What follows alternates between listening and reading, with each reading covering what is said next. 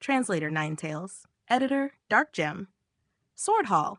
Send word to the 12 cult protector elders and the 8 supervisors of our sacred cult. Have them wait beside Mud River outside the capital. Chin-Mu slowly closed the dossier, his gaze calm as still water, and handed over the insights he had gleaned from Spirit Treasure, Unmovable Meditation Technique, to the Sword Hall Master. I have studied Spirit Treasure Unmovable Meditation Technique to uncover its flaw and have recorded everything herein. Let them examine it carefully. All Hall Masters are to remain where they are for now and await my further arrangements. Sword Hall Master received the order, bowed, and withdrew.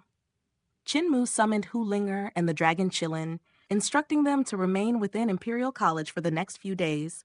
Only after settling them did he proceed to the end of the alley in Scholar's residence to seek out Wei Yong. Brother Wei, has Duke Wei returned? Wei Yong replied, he came back a few days ago after suppressing the rebellion. Chin-Mu smiled faintly. Might I trouble Brother Wei to return home and inform Duke Wei that there will soon be something worth watching at Nantuo Monastery? Wei Yong was perplexed, yet he answered with a grin. Though my old father delights in excitement, he does not attend every spectacle. If the affair lacks scale, he will certainly not go. After all, his voice carries through the entire capital. What exactly is happening? Chin-Mu replied. Just tell him. Once he arrives, he will understand. Still bewildered, Wei Yong accompanied him down the mountain. Later they parted ways, and Chin-Mu made his way to Rain Listening Pavilion in Flower Alley. Fu Qingyun hurried out to greet him. Cult Master. Chin-Mu lifted a hand, signaling her to silence. Suddenly, sharp cracking sounds erupted from within his body as bones shifted and joints realigned. His frame lengthened and stretched, his stature growing tall and lean. In the blink of an eye, he resembled a barbarian from beyond the Great Wall. Fu Qingyun started in shock. A creation technique? I wonder from which of the 7 writings it originates? A faint golden radiance shimmered from Chin-Mu's flesh. His garments transformed into rougher robes befitting a prairie shaman. From his towdy sack, he drew forth the 1,000 Banners Pagoda.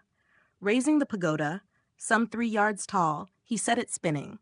Clanking echoes rang out, and from within came the faint chant of a Buddha's voice. Hall Master Fu, remain here and make no move. Await my instructions. Dragging the 1,000 Banners Pagoda behind him, Chin-Mu departed Rain Listening Pavilion, stepped out of Flower Alley, and headed straight toward Nantuo Side Palace. This place had once been the manor of the Crown Prince's Grand Preceptor. Nantuo Monastery stood second only to Great Thunderclap Monastery along the Buddhist path. After Sun Nantuo pledged allegiance to the imperial court, Nantuo Monastery became one of the great sects under imperial command. Sun Nantuo possessed profound attainment in Buddhist arts and bore an upright disposition. He loathed evil as though it were a mortal foe and was hailed as an arhat. When he accepted the post of Crown Prince's Grand Preceptor and brought Nantuo Monastery into submission, the other Buddhist monasteries were compelled to follow. His merit in this matter could not be denied. After renaming the manor Nantuo Side Palace, Sun Nantuo established it as the principal preaching ground of Nantuo Monastery. Numerous young monks came here daily to hear lectures. Women from the households of kings, dukes, and ministers, devout in outward appearance, also attended from time to time. Yet these women were often painfully lonely. Some arrived under impure pretexts, using worship of the Buddha as cover to entangle themselves with young monks and ease their solitude. There were even aging women who kept several young monks, resulting in those monks entering and exiting their chambers at will. Such matters were commonplace within the capital. Certain elderly monks likewise maintained young women to play music tirelessly, stirring considerable controversy. Sun Nantuo was aware that his subordinates were not entirely clean, but official duties consumed his time, leaving him little opportunity for discipline. Moreover, the customs of the capital were open, its women bold. Even the Empress Dowager within the palace maintained a lover. Thus Sun Nantuo had no desire to meddle in these affairs. The emperor had repeatedly bestowed marriage upon Sun Nantuo. He refused thrice before accepting the 4th. Half monk, half layman, it ill-suited him to condemn what had become common practice among his disciples. Thus repulsive matters frequently arose within Nantuo Side Palace, and Sun Nantuo turned a blind eye. Even so, He still despised evil passionately, and he did not conceal his disdain for officials of the Devil Path, openly rebuking them within the imperial court. On this particular day, a commotion erupted outside Nantuo Monastery. Monks rushed out one after another. Disciples also poured forth, shouting, "Someone is outside selling an important treasure of Buddhism." The Thousand Banners Pagoda, a complementary treasure to our Nantuo Monastery's Spirit Treasure unmovable meditation technique. It is our legacy treasure lost centuries ago. The entire side palace emptied. Indeed, there stood the lost legacy treasure, Thousand Banners Pagoda. Monks crowded the street until passage was blocked. Women were squeezed among them as well. Towering above the throng rose a pagoda formed from 1,000 banners. Each banner was carved from jade and divided into 7 tiers. Every tier bore circular cylinders engraved with scriptures. These cylinders revolved ceaselessly. As they turned, the scriptures glowed, and the voice of Buddha resonated. Within each scripture banner lay treasures: colored glaze, jade necklaces, sarira, lamps, topaz, agate, 1,000 banners layered together to form a tower. This was Nantuo Monastery's legacy treasure, the Pagoda of 1,000 Banners, also known as Thousand Banners Pagoda. Lost in a distant scuffle long ago, it had vanished from sight. Never had the monks imagined it would reappear. Envy flushed their faces crimson. Each longed to seize it back immediately. Yet this was the capital. They dared not act rashly. The one offering the 1,000 Banners Pagoda for sale was a young man of foreign appearance, standing beneath the tower and activating it. Originally, each banner stood only 3 inches tall, yet under his activation, each expanded to 3 yards in length. The pagoda soared to a staggering 200 yards in height. The 1,000 cylinders spun, scriptures blazing, Buddha's voice resounding, forming a magnificent spectacle. The barbarian's voice rang out like thunder. This humble one possesses a family heirloom and seeks a fated recipient. I hail from the prairie beyond the Great Wall, a shaman of Roland's Golden Palace. This treasure was bestowed upon my ancestor after he rescued an old monk. Having come to the Eternal Peace Empire, I wish to meet its heroes and find a fated person for this treasure. Senior Brother Yuan Jing, is that not our Nantuo Monastery's legacy treasure? Whispered a monk to the delicate-featured disciple beside him. Though not advanced in years, Senior Brother Yuan Jing was Sun Nantuo's direct disciple and held high standing. Having cultivated for years under Sun Nantuo, he knew the monastery's history intimately. He nodded. It is indeed our legacy treasure, the 1,000 Banners Pagoda. The scriptures upon it are Arhat Nantuo scriptures, blessed by leaders of successive generations. It cannot be forged. His gaze flickered. Suddenly he shouted, "You barbarian! This belongs to Nantuo Monastery. Return it at once." Chinmu glanced at him. "Monk, this treasure was gifted to my family by a senior monk. If it was given to my family, it belongs to me. It shall only be given to one who is fated." A young monk laughed. "And how is one deemed fated?" Yuan Jing turned and stiffened. The speaker was Monk Yuan Feng, likewise delicate-featured, and another of Sun Nantuo's disciples. The two had long been at odds, over a woman and over other matters hidden in shadow. Though polite outwardly, their enmity ran deep. It was evident that Yuan Feng sought to seize the 1,000 Banners Pagoda, perform a meritorious deed before Sun Nantuo, and win his favor, pushing Yuan Jing aside. Chinmu set the 1,000 Banners Pagoda down solemnly. This humble one comes from beyond the Great Wall. Upon witnessing the Empire's grandeur, admiration blossomed in my heart. Surely such magnificence arises from illustrious heroes. This 1,000 Banners Pagoda is no ordinary object. I am willing to use it to meet the Empire's heroes. If any who share my realm defeat me, I shall willingly hand over this treasure. Wei Yong and Duke Wei emerged from Duke's Manor and approached Nantuo's side palace. Duke Wei surveyed the scene and smiled faintly. What is there to see? Merely a brat from Roland's Golden Palace seeking trouble with Nantuo Monastery. His booming voice carried across several streets. Those streets housed kings, dukes, and ministers. Hearing Duke Wei, they poured out of their manors, and within moments a great stir arose. Seeing the gathering crowd swell, the monks of Nantuo Monastery dared not simply snatch the treasure. A yellow-robed monk smiled. If we defeat you, we may take the 1,000 Banners Pagoda? Though not truly excited, Duke Wei still shouted, "Baldy, he said same realm. You cannot break the rules. Where is Sun Nantuo? His treasure has surfaced. What woman is he with now? Wei Yong looked around in confusion. How did Brother Qin know something interesting would happen here? Where is he? Qin replied, As long as you defeat this humble one, you may take the Thousand Banners Pagoda. Though the lands beyond the Great Wall lack your empire's splendor, our words carry weight. The yellow-robed monk prepared to step forward, but Yuan Jing moved first, smiling. I shall claim the pagoda. This little monk is Yuan Jing, 5 Elements Realm. May I know your name? Qin Mu answered gravely. Roland's Golden Palace, Pangongso 5 Elements Realm. Yuan Jing's aura erupted as he executed Spirit Treasure Unmovable Meditation technique. Radiance burst from his body. Behind him loomed the faint apparition of a colossal Buddha with 1,000 arms, each holding a treasure. Colored glaze cups, jade lanterns, bows, arrows, metal truncheons, pestles, and countless others. The colossal Buddha suddenly merged into Yuan Jing's body and vanished. Treasure light streamed from him. Forming a mudra, he stepped forward. His hand transformed into a colored glaze mudra, gleaming with crystalline brilliance, and struck toward Qin Mu. This was the strength of Spirit Treasure, Unmovable Meditation technique. Known as the 1,000 Treasures, those who cultivated it to celestial being realm could manifest 1,000 treasures Buddha of astonishing might. Below that realm, the 1,000 treasures transformed into 1,000 mudras, each unique in power and application. Though only in 5 Elements realm, Yuan Jing's cultivation was dense. He had mastered over 100 mudras from among the 1,000. Moreover, the technique forged the Arhat's body. Hard as diamond, with defense no weapon could pierce. As the mudra descended, rays exploded outward. Within 10 yards of his palm, a colored glazed domain formed. Buddha's voice resonated from within the radiance, extraordinary and awe-inspiring.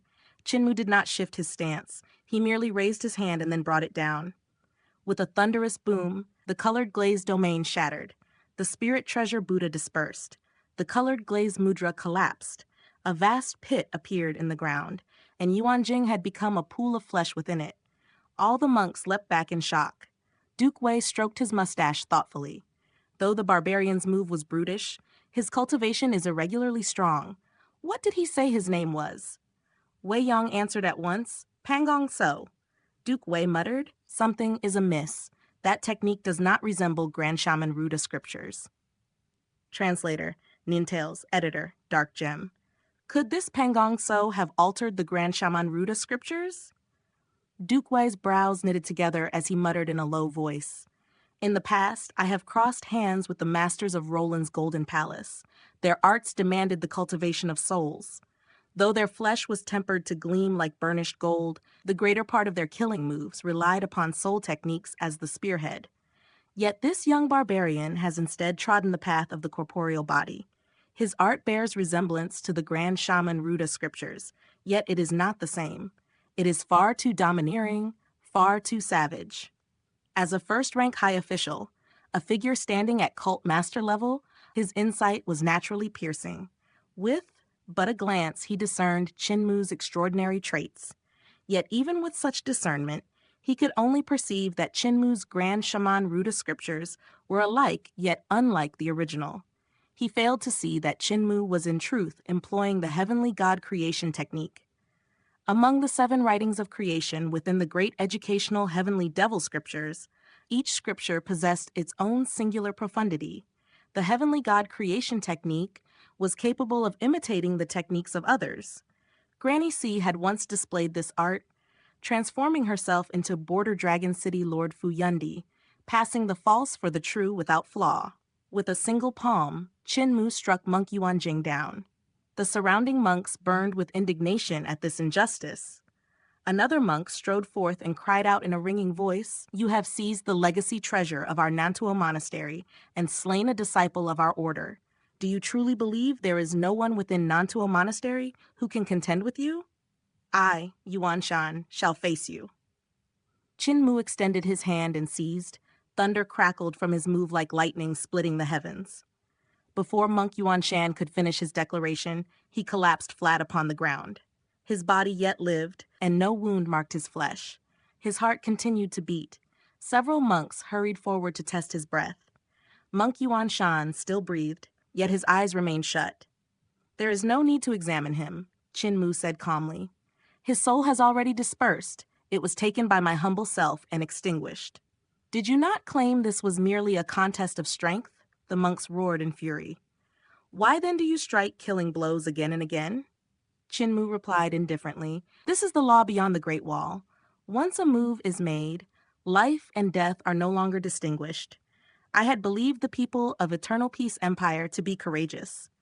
It never occurred to me that you had been pampered to such an extent that you feared death. It seems I was mistaken. I should return this Thousand Banners Pagoda to Roland's Golden Palace. Among you, there is not a single fated one. Arrogant, a monk bellowed as he swung his monk staff forward. 9 hoops hung upon it, each bearing 9 treasures. With a sweep, a clanging erupted that seemed capable of shaking the very soul from one's body. Chin Mu stood unmoving, allowing the monk's staff to descend upon his head. Only when it reached him did he seize the staff and wrench it violently. The monk's palms were scraped bloody in an instant. Shh! Chin Mu hurled the staff back. It pierced straight through the monk's heart, nailing him to the ground. Duke Wei shook his head. The monks of Nantuo Monastery know only how to feast and drink. These years they have lived like princes. The gulf between them and this youth is vast. Within the same realm, none can match him. The shamanic spells of Roland's Golden Palace are indeed bizarre, capable of destroying an opponent's soul. Yet something is amiss. I have never witnessed such moves before. Could the Grand Shaman have forged a new divine art? Wei Yong still failed to locate Chin Mu and pondered inwardly. He told me to come and witness something interesting, yet where has he hidden himself? Several middle-aged monks emerged from Nantuo Monastery, their expressions grim. One declared solemnly, "Go to the Supreme Court and report this.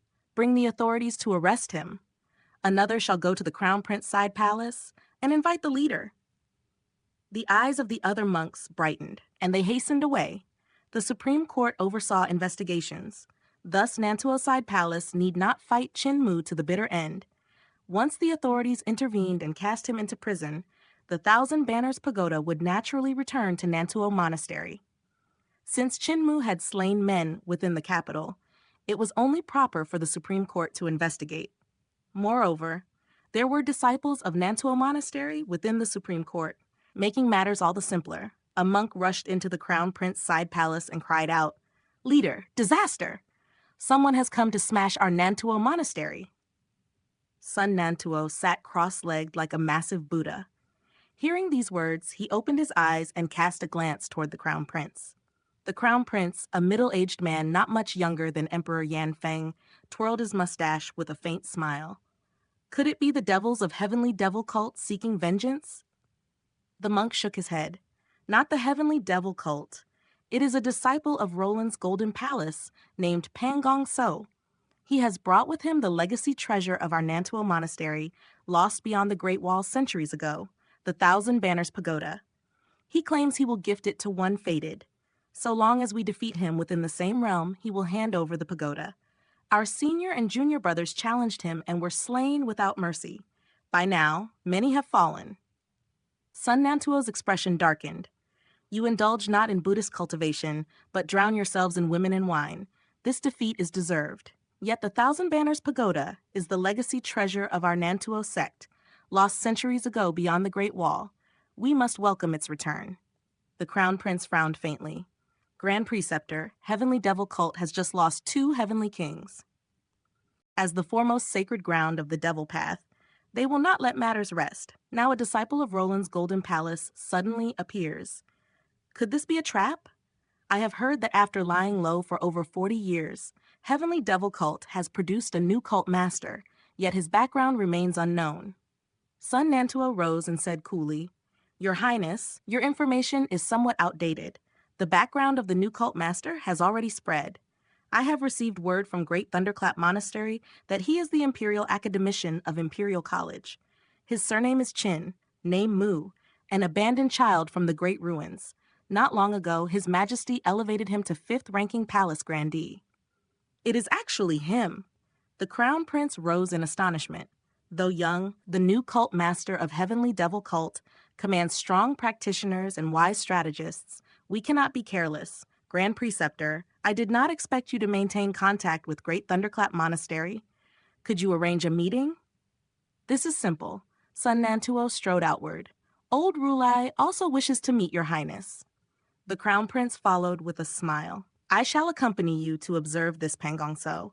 Let me see whether he truly hails from Roland's Golden Palace or from Heavenly Devil Cult.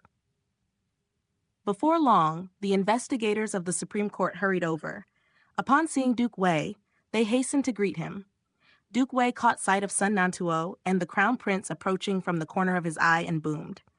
The emperor once decreed that the imperial court belongs to the court and the martial world to the martial world. This is a feud of the martial world.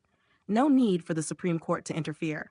If every daily clash required investigation, could the Supreme Court bear it? We shall act when an official of the court is slain. Lord Sun, your highness, come and enjoy the spectacle.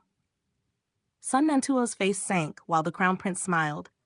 Grand Preceptor, best we step forward.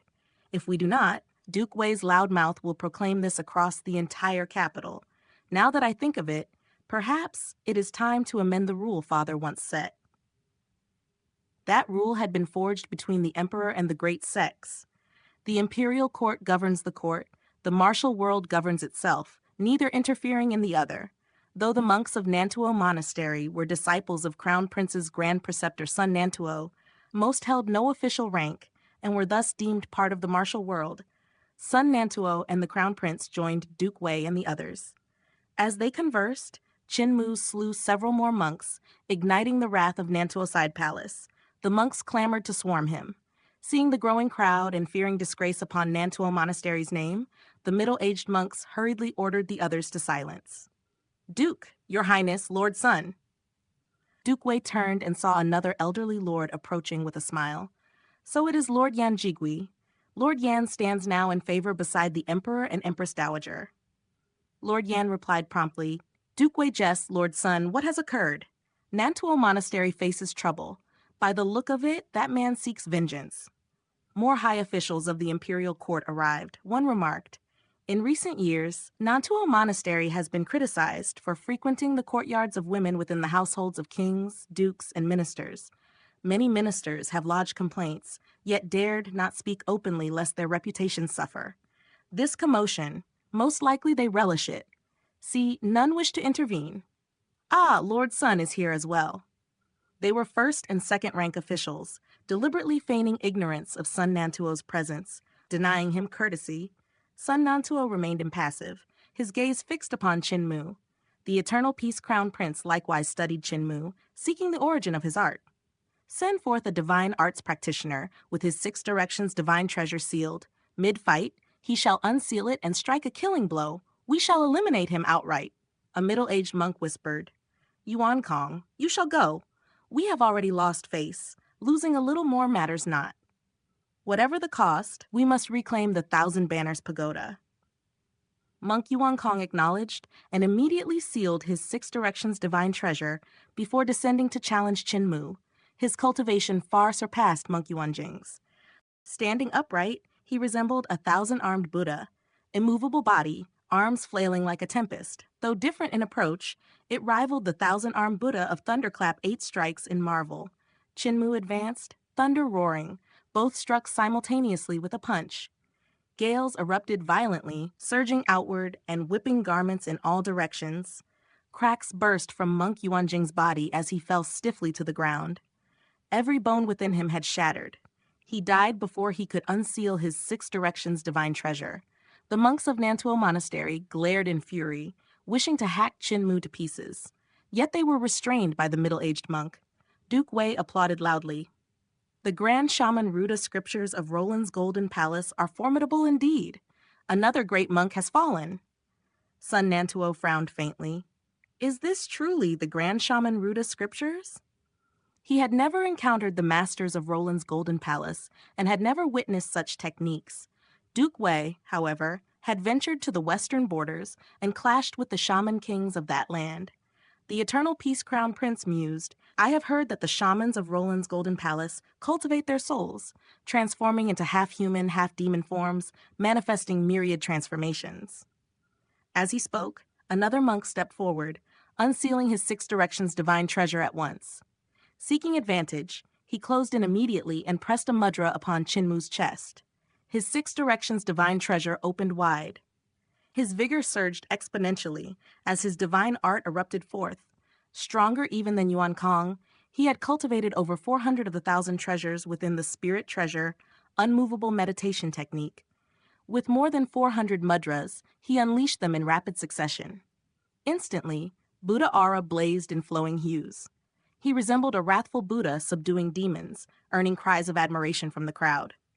"Marvelous cultivation, Monk Yuan Yu," a woman from some noble family exclaimed, eyes filled with infatuation. At that moment, Chinmu's body jolted. He transformed into a god form bearing a bull's head, human body, and bull's hooves. His entire frame shone with brilliant golden radiance as he stood astride two dragons. A bull's eye opened upon his brow, and a streak of flame shot forth, slicing through Monk Yuanyue's neck. Monk Yuanyue felt only that he was flying backward. Turning his gaze, he saw his body below, neck severed and blood gushing, his head nowhere upon it. His head flew into the bosom of the infatuated woman. Her complexion turned deathly pale as she shrieked and fainted.